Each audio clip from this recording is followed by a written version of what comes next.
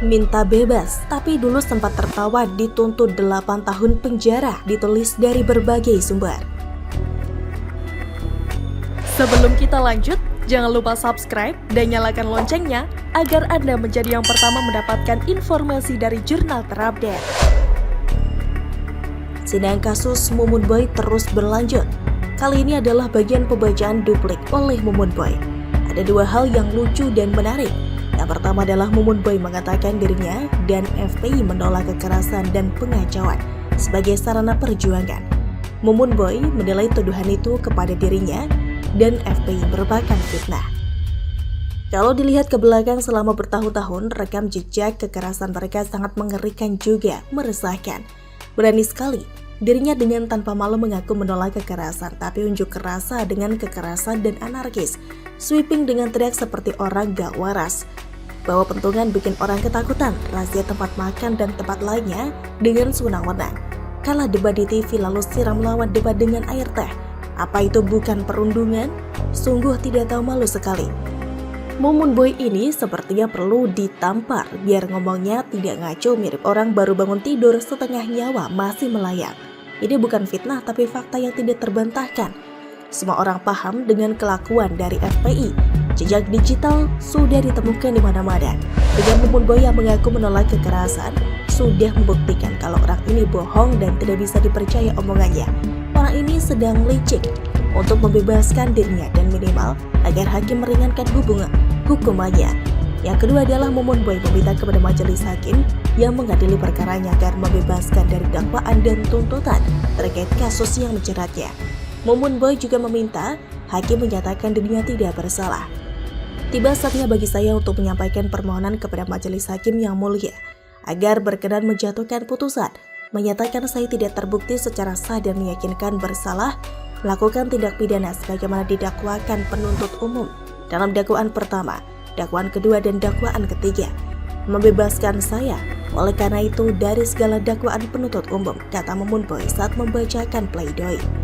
Selain itu, dia juga meminta penuntut umum untuk membebaskan dirinya dari tahanan segera setelah putusan dibacakan serta memulihkan hak-haknya dalam kemampuan, kedudukan, harkat, serta martabat di masyarakat. Terakhir, dia ingin membebankan biaya perkara kepada negara. Dasar tidak tahu malu. Karena dalam kondisi begini saja masih bisa munafik dan arogan minta dirinya dibebaskan. Memang Mumun Boy ini arogan dan sudah terlihat saat dia mengeluarkan jurus siram air teh. Tidak ada bukti meringankan tapi minta dibebaskan adalah tidak tahu malu. Lebih baik Mumun Boy ngaca dulu di rumah. Ketika Mumun Boy dituntut 8 tahun penjara, kuasa hukum Mumun Boy Aziz Yanwar mengatakan dirinya tertawa saat mendengar tuntutan jaksa karena menganggap tuntutan jaksa kurang serius. Aziz bahkan dengan sombongnya mengatakan jaksa seharusnya menuntut Mumun Boy dengan hukuman meninggal dunia. Tuntutan jaksa kurang serius jadi kita enggak tertantang. Kita pikir tuh hukumannya meninggal dunia tuntutannya. Jadi biasa saja, makanya kita santai saja, kata Aziz. Justru kita yang tertawa, karena ternyata mulutnya doang yang besar, ternyata nyali seupil.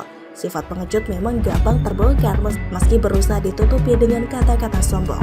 So tertawa menganggap tuntutan 8 tahun penjara kurang greget dan kurang menantang. Sekarang malah minta dibebaskan. Nanti beneran dituntut dengan hukuman meninggal, pasti panik dan gemetar sampai mewek.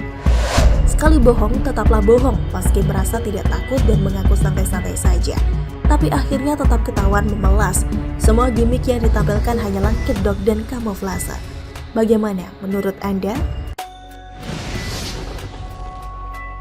Ramadan tahun ini adem tanpa aksi sweeping FPI. Denny Siregar sindir model puasa kadal, ditulis dari berbagai sumber. Sebelum kita lanjut, jangan lupa subscribe dan nyalakan loncengnya agar Anda menjadi yang pertama mendapatkan informasi dari jurnal terupdate. Pegiat media sosial Denny Siregar ikut memberikan komentar soal razia yang sering terjadi di bulan puasa. Menurutnya, dulu ada ormas yang suka obrak-abrik warteg di bulan puasa dengan melampirkan foto laskar FPI sedang melakukan sidak di sebuah rumah makan. Tapi sekarang sudah pada tiarap. Bulan puasa telah tiba, pegiat media sosial Denny Siregar mengingatkan agar tidak ada aksi-aksi yang melarang warung makan ditutup melalui sindiran kerasnya Selasa 29 Maret 2022. Pegiat media sosial Denny Siregar membandingkan antara model puasa orang beriman dengan model puasa kadal. Deddy Siregar menilai bahwa model puasa kadal memaksa orang di sekitar untuk tidak menggoda dengan cara makan. Sementara lanjutnya orang beriman yang puasa tidak menghalang-halangi orang yang lain makan. Saya puasa, kalau kalian mau makan silakan saja. Justru waktu aku menahan nafsu, pahalaku bertambah, kata Deddy sambil menyebut sikap tersebut sebagai model puasa orang beriman. Saya puasa, awas ya, kalau kalian menggoda dengan makan siang-siang, ku pecah pala kau. Ibu Deddy Siregar yang menyebut orang seperti itu sebagai model puasa kadal tentu masih segar di ingatan kita pada zaman dahulu kala ketika FPI masih eksis di negeri ini. Setiap bulan puasa masyarakat tidak hanya dikhawatirkan dengan kenaikan harga sembako saja, tapi juga oleh aksi ormas intoleran itu. Tidak sedikit warga yang menjadi korban kelompok yang sering disebut kadrun tersebut dengan aksi-aksinya yang suka main hakim sendiri. Berikut beberapa contoh aksi FPI yang meresahkan masyarakat yang dilakukan pada bulan Ramadan itu. Pertama, menduduki Balai Kota DKI selama 13 jam dalam rangka mendesak Pemprov DKI menutup tempat hiburan selama bulan suci Ramadan dan 1 minggu pertama bulan Syawal pada 1999 silam. Kedua, melakukan pengerusakan kafe milik warga dan ribut dengan warga di Kemang pada tahun 2004 silam. Ketika di Ciamis pada 24 September 2007, FPI merusak warung yang buka pada bulan puasa, serta memukuli penjual dan pembelinya. Sadis banget kadrun. Sudah kayak wakil Tuhan saja, menggebuki orang seenaknya atas nama agama. Padahal gak semua orang itu berpuasa loh di bulan Ramadan. Termasuk umat muslim banyak juga kok yang gak berpuasa. Seperti mereka yang lagi datang bulan, sakit, hamil, dan lain-lain.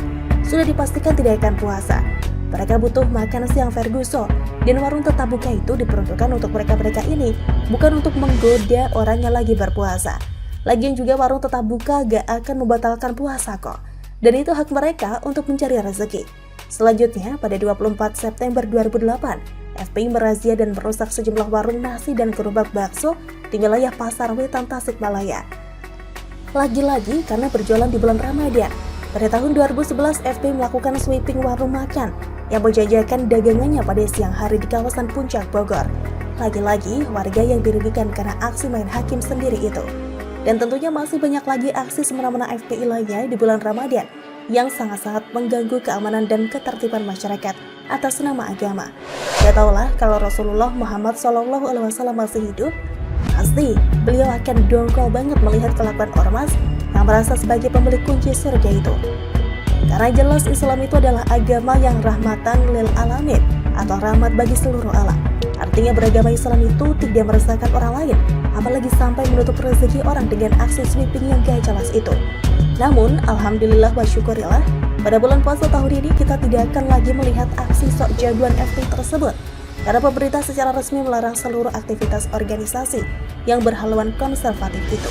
Dan kalau mereka tetap ngeyel melakukan kegiatan, akan dihentikan secara paksa oleh aparat keamanan.